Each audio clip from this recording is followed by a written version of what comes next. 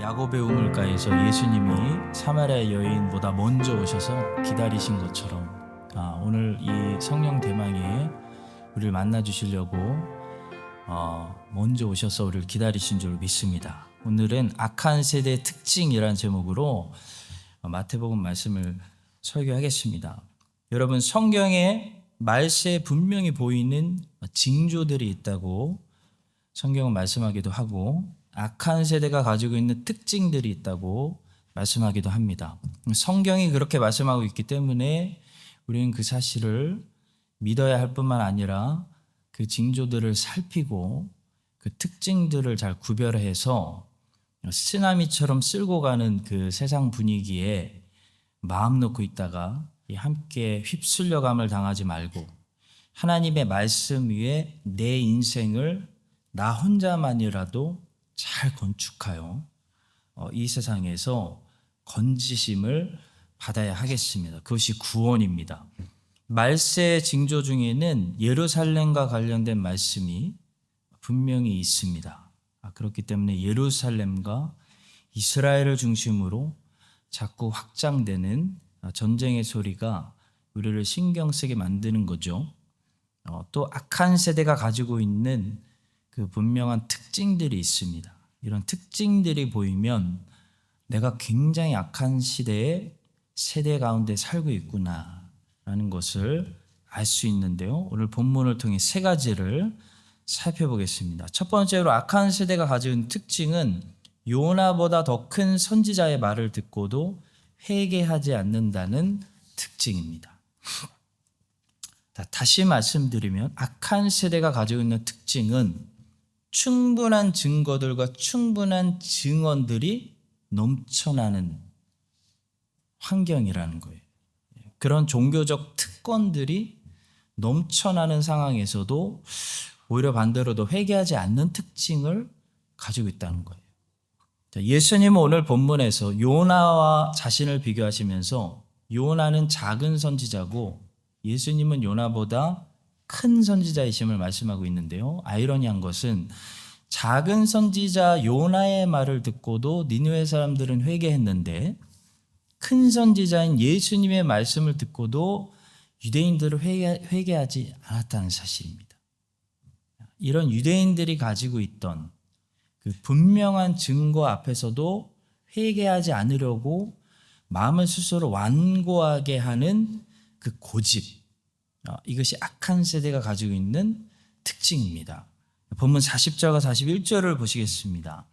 요나가 밤낮 사흘 동안 큰 물고기 뱃속에 있었던 것 같이 인자도 밤낮 사흘 동안 땅속에 있으리라.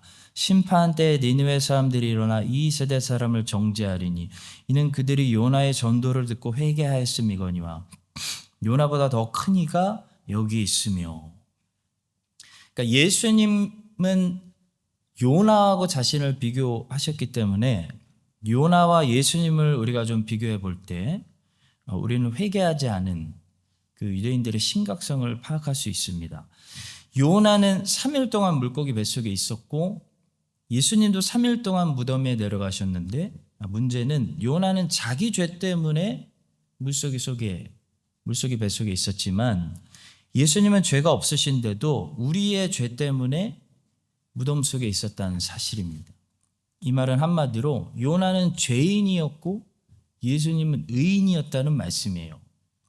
자, 다시 말해 니느웨 사람들은 죄인의 말을 듣고도 회개했는데 유대인들은 죄가 전혀 없는, 아무리 책 잡으려고 애를 써도 흠을 찾을 수 없었던 완전한 의인으로 오신 예수님의 말씀을 듣고도 회개하지 않았다는 거예요. 이게 가능했다는 거예요.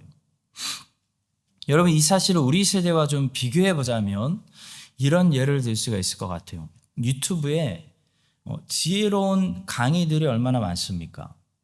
돈 잘 버는 방법 가르쳐주고, 성공하는 방법, 웰빙하는 법, 시간관리법, 지혜로운 강의들이 넘쳐나요. 책방에도 얼마나 좋은 강의들이 넘쳐나는 책들이 많은지 모릅니다. 근데 사람들을 보세요. 죄인들이 쓴 책들도 인기가 많아요. 근데 하나님의 흠이 없고 오류가 없는 무오한 말씀은 인기가 없습니다. 읽지 않습니다. 죄인들이 말하는 유튜브 강의는 잘 듣는데 하나님의 말씀을 전하는 소리는 듣지 않는다면 유대인들하고 비슷한 삶을 우리도 살고 있는 것입니다. 요나와 예수님을 다시 비교하자면 요나는 니느웨 사람들에게 낯선 이방 사람이었고 니느웨 사람들은 한 번도 들어본 적도 없는 선지자였습니다. 근데 예수님은 유대인의 왕으로 오셨어요. 선지자들이 미리 말씀했고 모세의 글이 미리 예언했고 그런 분이었어요. 그런데도 니느웨 사람들은 요나의 말을 들었는데 유대인들은 예수님의 말씀을 듣지 않았습니다. 사도 요한이 이렇게 증거했죠. 자기 땅에 오매 자기 백성이 영접하지 아니하였으니. 낯선 백성이 리젝트한 게 아니에요. 예수님은 자기 백성에게 왔는데 왕이 왔는데 그 자기 백성이 왕을 영접하지 않은 그런 분이었습니다. 이 사실을 이렇게 비유로 생각해 볼 수 있습니다. 한국에 한국 사람이 갔는데 외국 사람들보다 더 못한 취급을 받는다고 여러분 상상해 보세요. 느낌이 확 오시죠? 외국인들에게는 친절하게 해주는데 자국민에게는 불친절하게 해주고 혜택을 외국인만큼도 주지 않는다. 그러면 얼마나 열받을 일이에요. 그렇죠? 그런 열받을 취급을 유대인들이 예수님께 했다는 것입니다.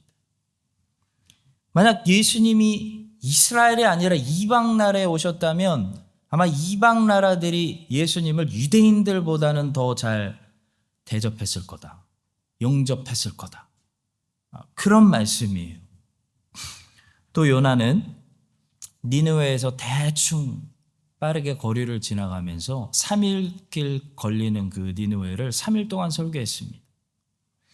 근데 예수님은 3년 동안 거듭 반복해서 말씀을 가르치셨어요.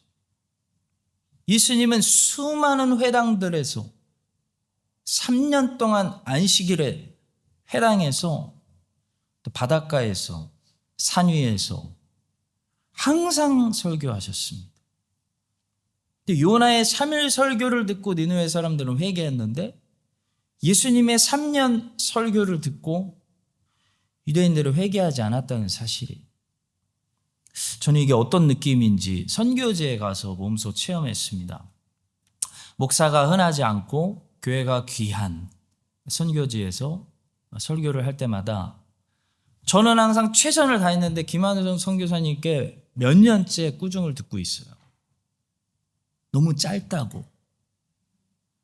선교사님, 저는 길게 한 거예요. 근데 항상 길 갈 때마다 이렇게 말씀하세요. 이 사람들은 기대하고 나왔다. 기대하고 나왔는데 2시간을 해줘야 된다. 적당히 채워주고 돌려보내면 안 된다. 먼 길을 어렵게 왔다는 거예요. 2시간을 해줘야 된다는 거예요. 지금도 혼나고 있어요. 저는 갈 때마다. 한 번은 12월 크리스마스 때 현지인 교회를 갔죠. 근데 인도네시아 목사님이 설교를 하시는데 제가 몇 번 말씀드렸던 것 같아요. 그 정말 더운 날씨에 선풍기 하나 켜놓고 땀을 뻘뻘 흘리면서 계속 하면서 설교하시는데 2시간을 하시는데 하나도 못 알아들어요. 근데 그 목사님의 열정을 보고 저는 목사로서 그 설교가 뭔지 아니까 그 열정을 보고 제가 너무 충격을 받고 은혜 받았던 기억이 있습니다.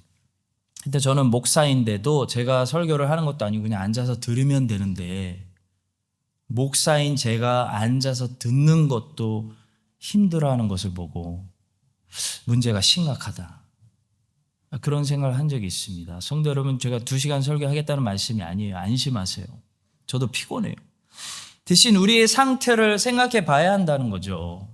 우리의 상태. 니느웨 사람들은요, 말씀을 듣고 싶어도 듣지 못하는, 선지자를 보내주시지 않는 듣지 못하는 사람들이, 그런 니느웨 같은 사람들이 세상에 많다는 거예요. 그걸 말씀드린 거예요. 니느웨 사람들처럼 말씀을 듣고 싶어도 설교자가 없고 목사가 없고 하나님이 선지자를 보내지 않으셔서, 또 교회가 없어서, 예배가 없어서, 성경이 없어서 말씀을 못 듣는 사람들은 3일만 설교 들으면요 인생이 바뀌어요. 인생이 바뀌는 역사가 일어나요. 근데 배부른 사람들, 늘 설교가 있고 목사들이 넘치고 교회가 넘쳐서 예배가 넘쳐서 골라가야 되는 사람들은 3년 듣고 30년 들어도 인생이 바뀌지 않는다는 거예요. 여러분과 저는 어느 쪽인가 우리 한번 생각해 보자는 것입니다. 우리 크라이스트처치 한인장로교회는 3년 내내 예수님의 설교를 듣고도 꿈쩍도 하지 않았던 그런 마음이 완고한 유대인 쪽이 아니라 그쪽은 아닌 것 같아요. 여기서 이제 왔다 갔다 하는 거죠. 짧게 설교를 들어도 마음이 와르르 녹는, 그런 마음이 가난한 그런 니느웨 백성들 같은 상태를 우리가 계속 유지할 때 이 모든 것이 우리에게 항상 축복으로 유지될 수 있기를 주님의 이름으로 축복합니다. 또 요나는요 한 번의 이적도 보여주지 않았어요. 그런데도 니느웨 사람들은 요나의 말을 들었는데, 예수님은 셀 수도 없고 다 기록할 수도 없는 수많은 기적들을 보여주셨는데도 유대인들은 믿지 않았다는 것입니다. 하나님께서는 여러분과 저에게 얼마나 하나님이 아니면 도저히 일어날 수 없는 일들을 많이 보여주셨나요? 우리 인생에 살아오면서. 여러분과 저에게는 얼마나 하나님이 나와 함께 하신다는 확실한 사인, 하나님이 내 인생에 함께 하신다는 확실한 이적들을, 사인을 많이 보여주셨습니까? 우리 이민자들은 내년이면 저도 이제 이민 30년이에요. 제 나이가 40 몇밖에 안 되는데 이민 30년입니다. 이민자들은 전부 이 광야에 나와본 사람들이기 때문에 다 놀라운 엄청난 간증들을 가지고 있어요. 여러분, 이 광야는 하나님 밖에 안 보이는 곳이 광야입니다. 한국에서는 말도 되고 인맥도 되고 어쨌든 이게 아니면 저 방법을 써볼 수가 있어요. 근데 이민자는 말도 안 되고 인맥도 없고 아무 방법도 없을 때가 있어요. 답이 없어요. 그래서 하나님을 의지하지 않으면 정말 답이 없어요. 홍해바다 앞에 있을 때가 한두 번이 아니에요. 그 이민의 삶이에요. 이민 생활은 평생 광야 생활입니다. 광야 생활. 근데 여러분, 광야는 하나님이 잘 보이는 곳이에요. 광야에서는 지도가 필요 없습니다. 도시에서나 지도가 필요한 거지, 광야에서는 어차피 사방팔방이 다 사막인데 다 똑같이 생겼는데 동서남북이 뭐가 중요해요? 광야에서는요 하나님이 지도예요. 지도. 광야에서는 하나님을 보고 따라가는 거예요. 그래서 이스라엘의 40년 광야 생활을 보면 우리가 지도를 펴놓고 위에서 이렇게 내려다 보면요 마치 뺑뺑이를 돌고 있는 것 같아요. 막 이렇게 다녀요. 이스라엘 40년 동안 그 크지 않은 광야에서 마치 방황하고 있는 것 같아요. 일로 갔다가 절로 갔다가 갔던 길 다시 돌아왔다가 40년 동안 그러고 있어요. 근데 여러분, 만약 도시에서 사람이 그렇게 다닌다면 그건 정신 나간 사람이에요. 그건 방황입니다. 근데 이스라엘은 40년 동안 광야에서 방황한 것이 아니에요. 왜냐하면 그들은 어떤 목적지를, 동서남북 목적지를 두고 따라간 것이 아니라 광야이기 때문에 하나님의 구름 기둥과 불 기둥을 따라 인도하심을 받아 가고 있었던 거예요. 그래서 방황이 아니에요. 그래서 이스라엘은 하나님과 함께하는 연습을 한 거예요. 40년 동안. 함께하는 연습을 했기 때문에 하나님의 구름 기둥, 불 기둥 보고 따라가는, 순종하는 연습을 한 거기 때문에 40년 세월이 방황이 아니고 헛된 세월이 아니었어요. 하나님과 함께하는 세월이었어요. 광야는 이적을 많이 체험하는 곳입니다. 광야에서는 돌 속에서 물이 나오기도 하고, 도시에서는 안 그래요. 근데 광야에서는 돌 속에서 물이 나와요. 하늘에서 음식이 떨어지기도 하고, 진짜 하늘에서 막 서브웨이와 맥도날드가 막 떨어진다니까요. 아무리 걸어도 신발이 헤어지지가 않아요. 헤어질 때가 됐는데, 한국이었으면 헤어지는데 아무리 걸어도 신발하고 옷이 헤어지지 않는 것을 경험하는 곳이 광야예요. 죽을 것 같은데 죽지 않아요. 죽을 것 같은데 나를 매번 살려내시는 하나님의 능력을 경험하는 곳이죠. 우리 이민자들은 하나님의 이적을 많이 체험한 사람들입니다. 그래서 깡이 셉니다. 어디 가서 사는 거 별로 두려워하지 않아요. 그렇다면 저는 우리 이민교회들이 이 한국 교회들보다 하나님을 더 강한 믿음으로 섬겨야 한다고 생각합니다.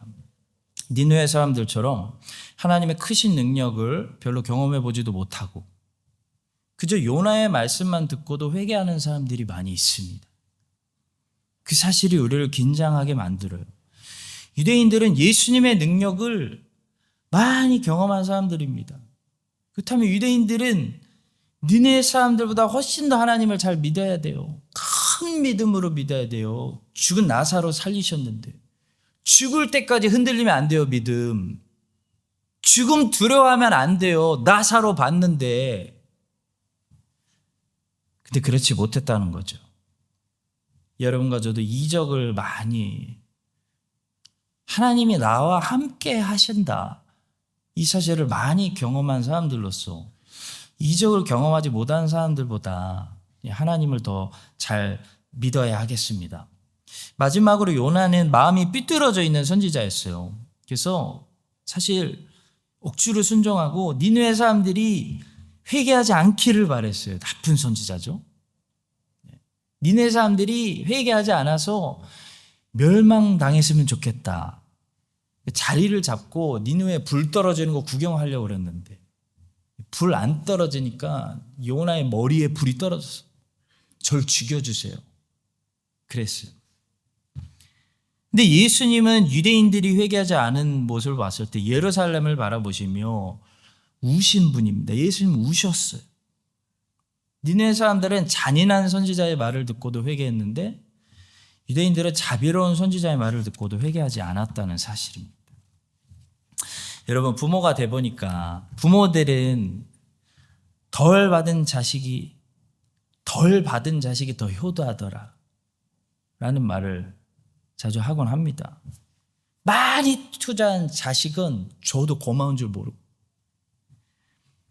저 자식 많이 투자하느라고 별로 잘해주지 못한 자식이 오히려 효도한다 라는 것을 부모들이 느끼는 거예요. 오늘 본문에서 놀랍게도 정말 하나님도 지금 비슷한 말씀을 하고 계시는 거예요. 야, 덜 준 자식이 더 효도하더라. 야, 이러고 계시는 거예요. 니느웨 사람들은 내가 겨우 작은 선지자 요나만 보냈는데 회개했다는 거예요. 나에게 회개하더라. 너희들에게는 항상 내가 선지자들을 주고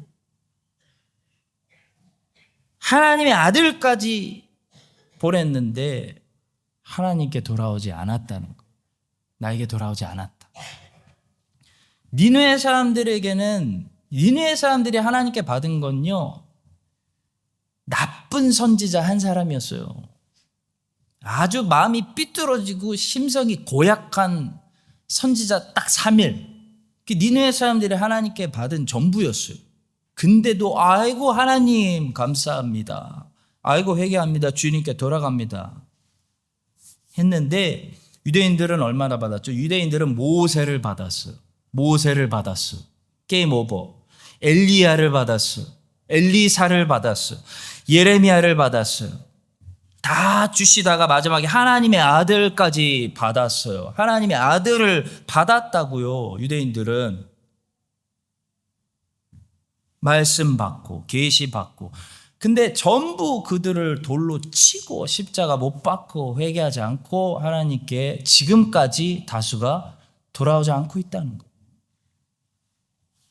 성도 여러분, 덜 받은 자식이었으면 차라리 죄책감이 덜 하겠습니다.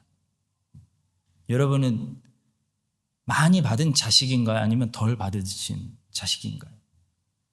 근데 아무리 비교해봐도 니느웨 사람들보다는 유대인들 쪽에 더 가까운 많이 받은 자식 같아서 괴롭습니다, 마음이. 이것밖에 하나님을 섬기지 못하는 게 너무 비참해, 너무 죄송하고 어떻게 해야 될지를 모르겠습니다. 많이 받았는데도 오히려 마음이 완고해지는 세대가 악한 세대가 가지고 있는 특징입니다. 이런 악한 세대 속에 살고 있는 여러분과 제가 함께 휩쓸려서 이 악한 세대로 멸망당하지 않도록 이 악한 세대 중에 깨어있는 한인장로교회 되어서 정말 많이 받은 것으로 하나님을 마땅히 더 많이 사랑하고 더 잘 섬기는 여러분들, 저와 여러분들 될 수 있기를 예수님의 이름으로 축복합니다. 자, 두 번째요. 악한 세대의 특징은 솔로몬보다 더 큰 지혜자를 무시하고 덜 지혜로운 것들, 스스로 어리석은 길을 택한다는 거예요. 예수님은 본문에서 두 번째로 솔로몬과 자신을 비교하고 계십니다. 솔로몬은 작은 지혜자로, 예수님은 큰 지혜자로 말씀하고 있어요.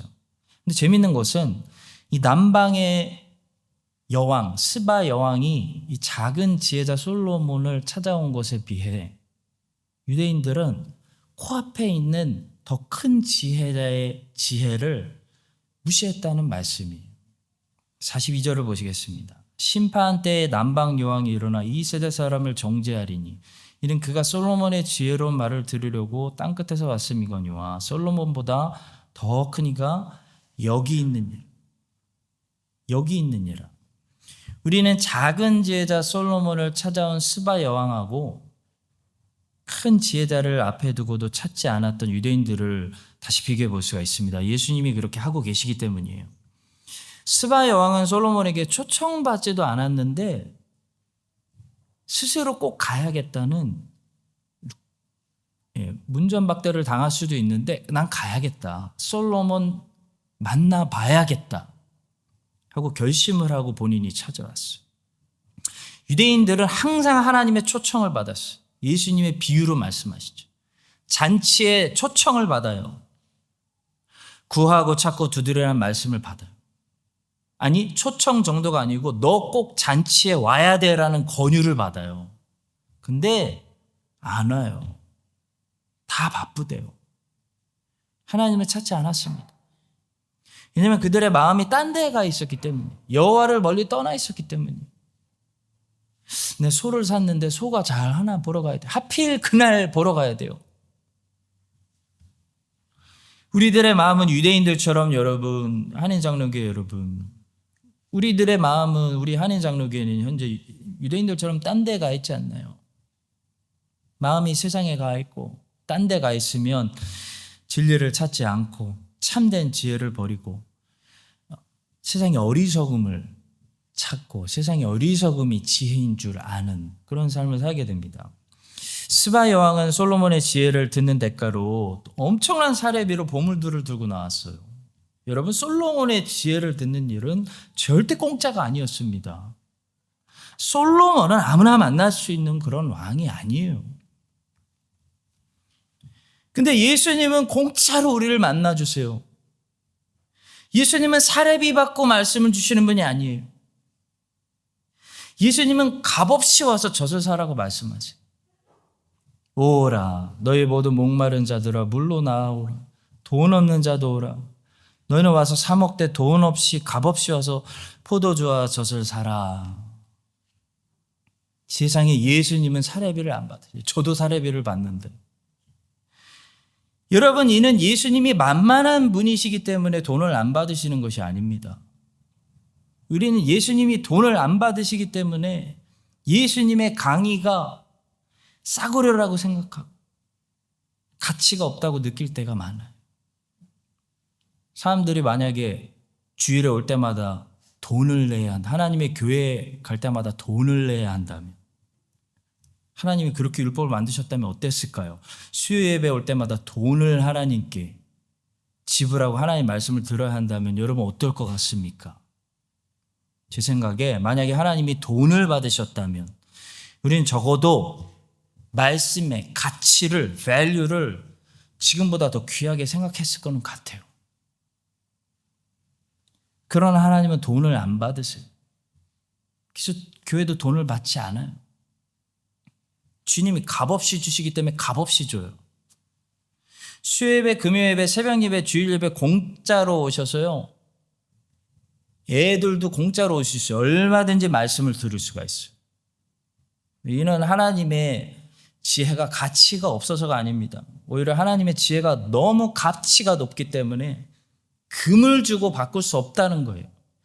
금을 주고 얻을 수 있는 그런 지혜가 아니라는 거예요. 예수님은 강사료를 그래서 받지 않으시는 거예요.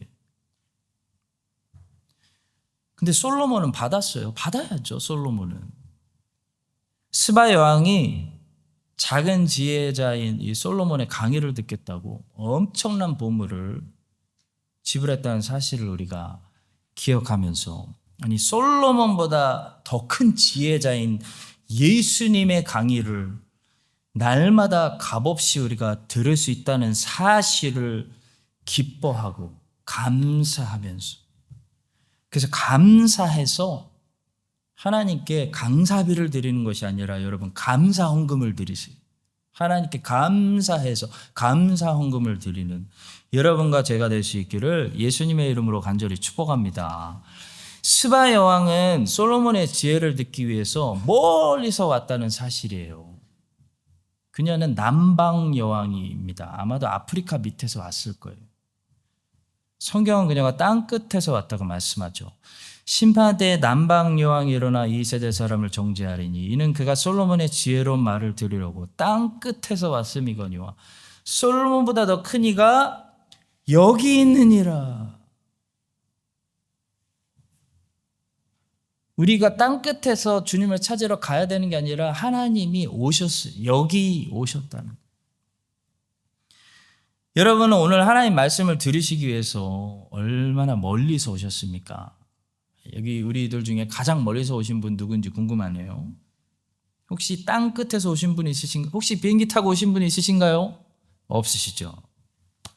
크라이스처치의 최고 장점은 제가 살아보니까 이 30분 안에 다 다닐 수 있다는 거예요. 원래는 20분이었는데 10분 늘어났어요.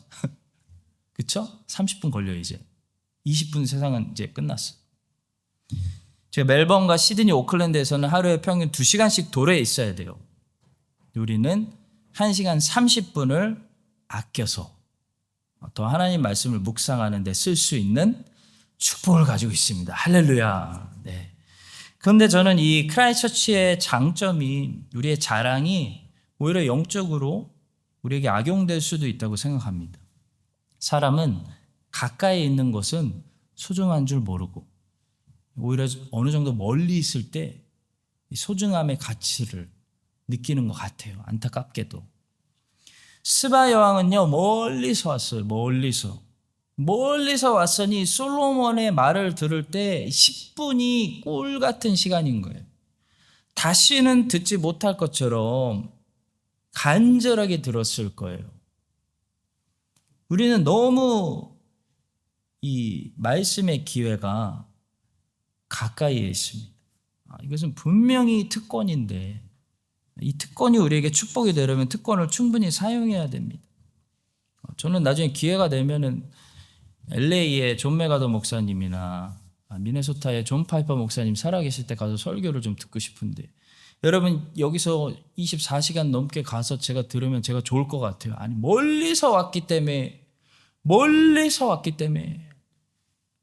아주 그냥 촉각을 세워서 하나님이 저 목사님을 통해 나에게 뭐라고 말씀하시나. 그 그레이스 커뮤니티 처치 성도들보다 아마 제가 제일 귀 기울여 듣지 않겠습니까, 여러분? 스바 여왕이 그랬다는 거예요. 멀리서 왔기 때문에 항상 솔로몬의 말씀을 가까이서 들을 수 있는 이스라엘 사람들보다 아주 그냥 잘 들었다는 거예요. 우리는 안타깝게도 우리는 항상 말씀 가까이에 살고 있어요. 이건 분명한 축복인데 축복이 악영이 되면 안 됩니다. 우리 예수님은 바로 문 밖에 있습니다. 볼지어다 내가 문 밖에 서서 두드리노니 누구든지 내 음성을 듣고 문을 열면 내가 그에게로 들어가 그와 더불어 먹고 그는 나와 더불어 먹으리라. 예수님은 멀리 계시는 분이 아니에요. 사실 너무 가까이 계시죠. 예수님이 우리가 못 찾는 이유는 항상 너무 앞에 계시기 때문이에요. 예수님이 안 보일 때가 있죠. 왜 안 보이는지 멀어서 안 보이는 게 아니라 너무 앞에 있기 때문에 안 보이는 거예요. 너무 뒤에서 찾기 때문에 멀리서 찾기 때문에 안 보이는 거예요. 예수님이 우리에게 너무 가까이 계시기 때문에 예수님을 가까이 계신 예수님을 만약에 우리가 초대하지 않고 문을 열지 않고 거부하면 그 죄가 우리에게 더 중한 죄가 되는 것입니다. 더 강하게 거부하는 죄가 되는 거예요. 스바 여왕은 작은 지혜자 솔로몬에게 무슨 얘기를 들었을까요? 아마도 왕과 여왕으로서 정치에 대해서 얘기하고 나라의 운영에 대해서 세상 돌아가는 물정과 철학에 대해서 지혜의 말씀을 들었을 거예요. 그 내용이 잠언과 전도서에 충분히 있지 않습니까? 그러나 우리는 더 큰 지혜자를 통해서 하늘의 이야기를 듣게 돼요. 영원한 일을 불가해적 이야기를 듣게 돼요. 구원에 관한 말씀을 듣게 돼요. 예수님의 말씀은요, 영생의 말씀이에요. 영생의 말씀.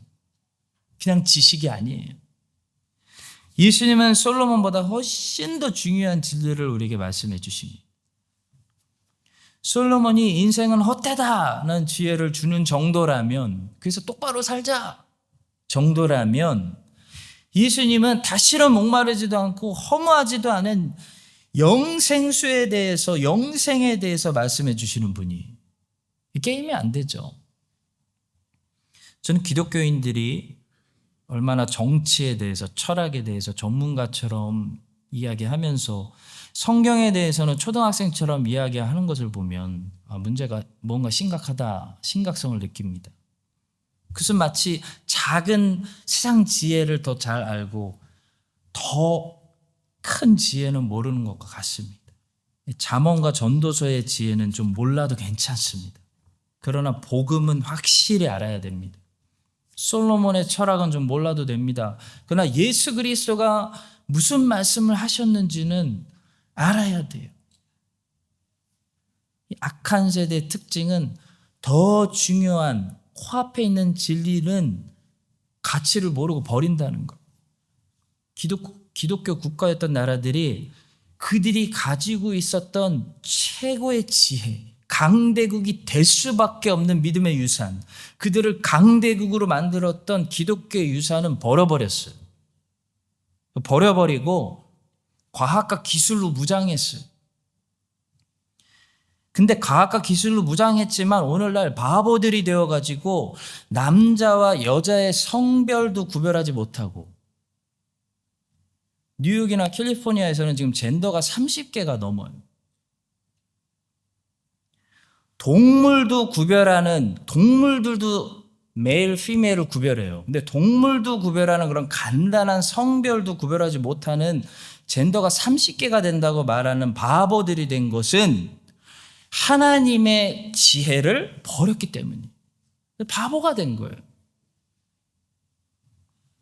우리가 이 사실을 기억하고 이미 우리 앞에 있는 지혜, 기술, 철학보다 더 중요한 참된 지혜의 왕이신 그 예수 그리스도를 사모하며 그분의 말씀으로, 영생의 말씀으로 무장해서 솔로몬, 비교도 안 되는 솔로몬보다 더 지혜로운, 정말 알아야 될 것을 아는 지혜로운 사람들이 되시기를 예수님의 이름으로 축복합니다.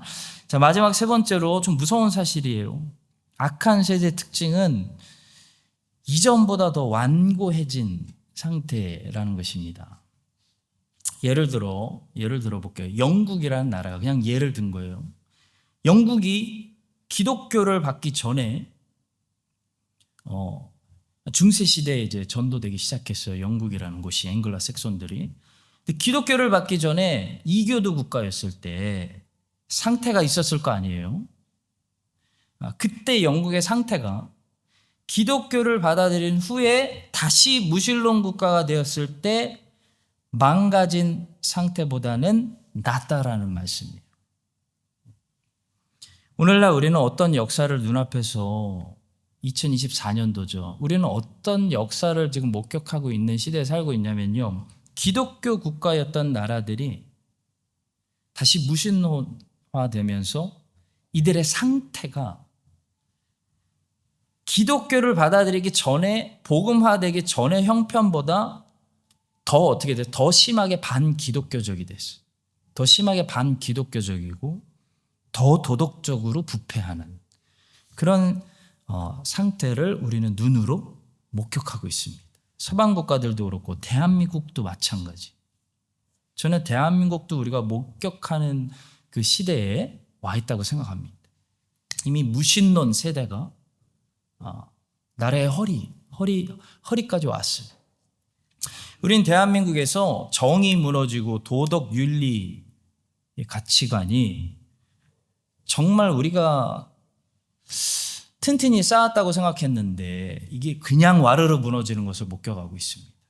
오히려 대한민국이 복음화되지 않고 이교도 국가로 불교와 유교 국가로 그냥 남았더라면 오히려 대한민국이 오늘만큼 반기독교적으로 부패하지는 않았을 것이라고 확신합니다.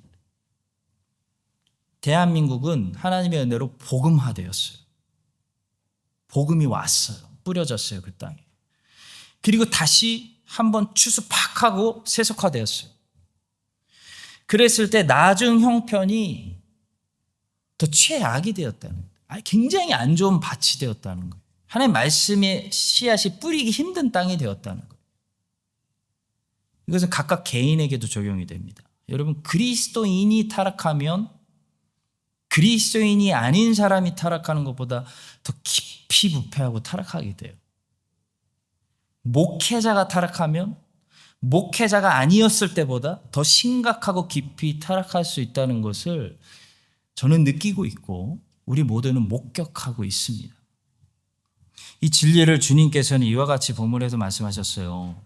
더러운 귀신이 사람에게서 나갔을 때에 물 없는 곳으로 다니며 쉬기를 구하되 쉴 곳을 얻지 못하고 이에 이르되 내가 나온 내 집으로 돌아가리라 하고 와보니 그 집이 비고 청소되고 수리되었거늘 이에 가서 저보다 더 악한 귀신 7을 데리고 들어가서 거하니 그 사람의 나중 형편이 이전보다 더욱 심하게 되느니라. 이 악한 세대가 또한 이렇게 되리라 해서 유대인들은 예수님 오셔서 치유해 주시고 고쳐 주시고 귀신 떠나가게 해 주시기 전보다 더 귀신 충만한 완고해지는 악한 상태가 되었어요. 여러분, 귀신이 나가면요, 그 사람은 오히려 불안해집니다. 허전해지고 뭘 해야 할지 몰라요. 잠언에 이런 말씀이 그들은 악을 행하지 못하면 자지 못하며 사람을 넘어뜨리지 못하면 잠이 오지 아니하며. 귀신이 나가면 텅 빈 집에 뭘 해야 될지 모르는, 죄를 짓지 않으면 잠이 안 오는 그런 텅 빈 집에 하나님이 주시는 새로운 가구들로 채워야 됩니다. 성령으로 채워야 되는 거예요. 성령의 일들로 채워야 되는데 가만히 놔두면 오히려 더 많은 귀신들이 들어와가지고 이전보다 더 악한 일들을, 겁 없이 악한 일들을 하게 된다는 거. 옛날에는 겁이 났는데 겁이 안 나.